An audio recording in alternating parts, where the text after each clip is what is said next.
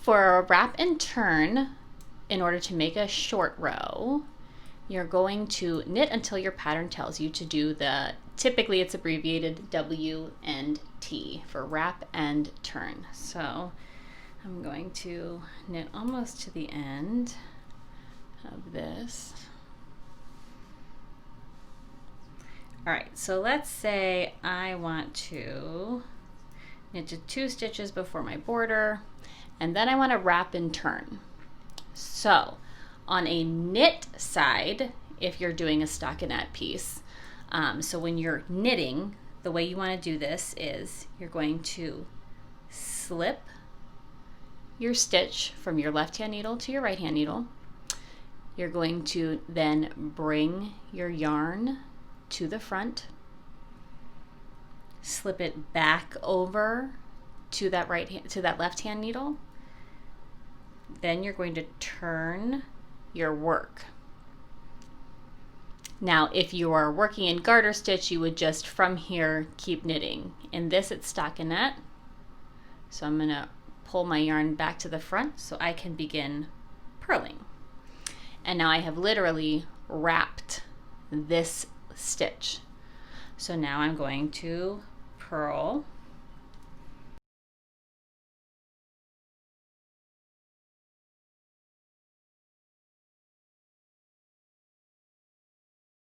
All right, so I'm 2 stitches from the border on this side. So on the purl side, it's the same concept. So you're just going to slip from your left to your right, take your yarn from the front, put it in back, slip that stitch from the right hand needle back over to your left hand needle,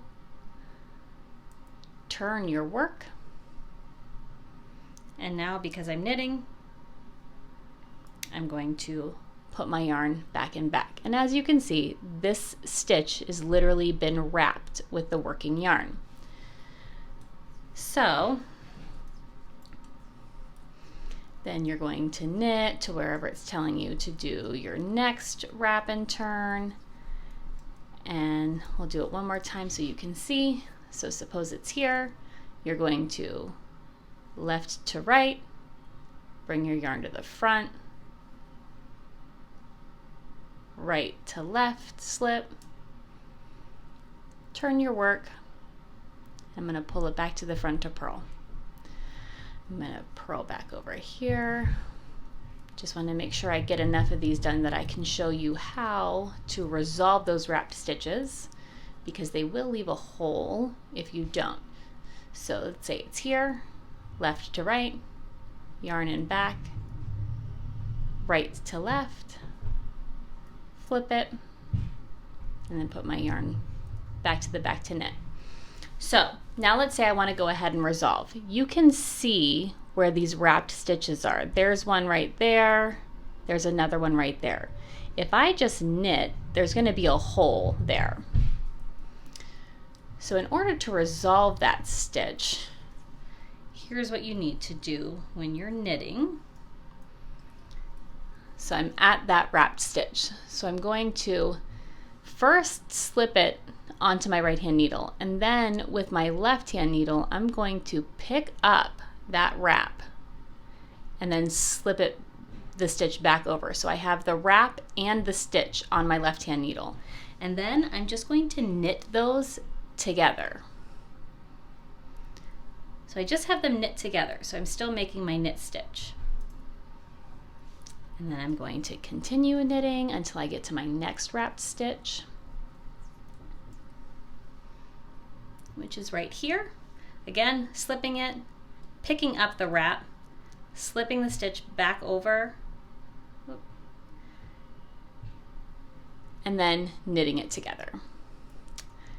And then I would knit it all the way back this way, and then I'm going to show you how to do it on the purl side. Ready to resolve a wrapped stitch on the purl side.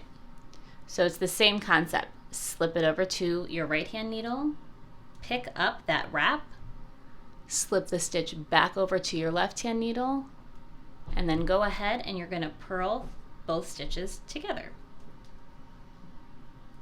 And then you're going to work until you get to your next wrapped stitch, which mine is right here.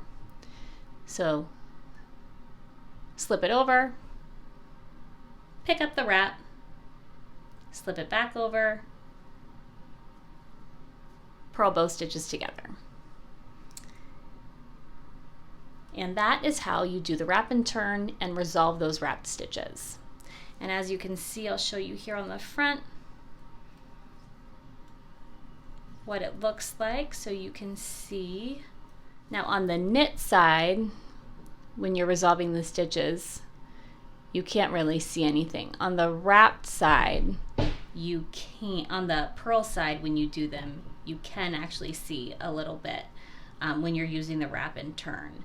So that's why sometimes this method isn't used, but it just depends on the piece. It's definitely something that's a really easy one to use on garter because that can't be seen, but that is how you do a wrap and turn.